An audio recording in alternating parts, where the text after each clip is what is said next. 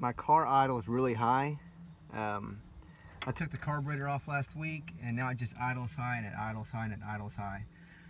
And I don't know how to tell this story without making myself sound dumb, but I took the carburetor off, and I forgot to put the choke back on. So I was driving the car, and I remembered, oh, I didn't hook up the hot wire for the choke. So I pulled this out of the road, connect it, and the car keeps idling high, and it's always running a little bit richer than it has been. And now I'm checking, I got the key in the on position, I have my little test light, and nothing. So what I'm thinking happened is whenever I connected this with the engine running, it shorted out, or maybe I connected it and I kind of bobbled it and then popped a fuse. Well, let's find out.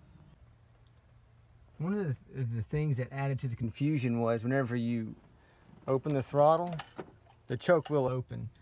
So the choke will open based off how hot it is, but what I assume is happening is the fast idle cam or whatever it is in here is staying on the rich step, and that's what's causing all my grief. Okay. Let's see if we can see it.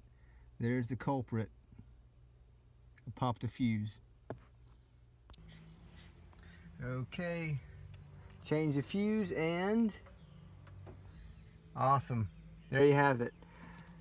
My dad helped me figure that out. He told me to look at the fast idle cam, and then I realized that whenever I reconnected this with the engine running, that I must have bobbled it, popped that fuse, and I was so confused because I would drive wherever I was going to go, take the air lid off, and the choke would be open. I was like, well, what the heck?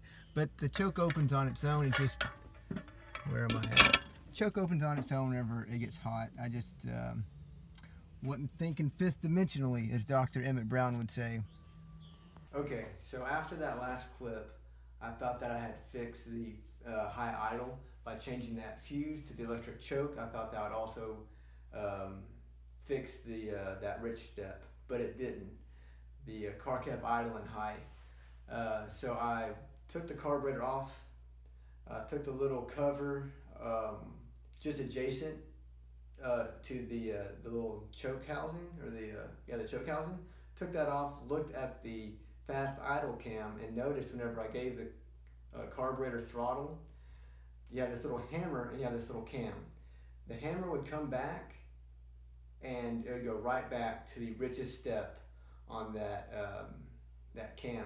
So I massaged it a little bit and got it to where if you give it just a little bit of throttle, if it's on the rich step, it will open up, the hammer will come back, the little cam will go down according to wherever the choke lets it go to, and then it'll go to the leanest step that the choke will allow it to.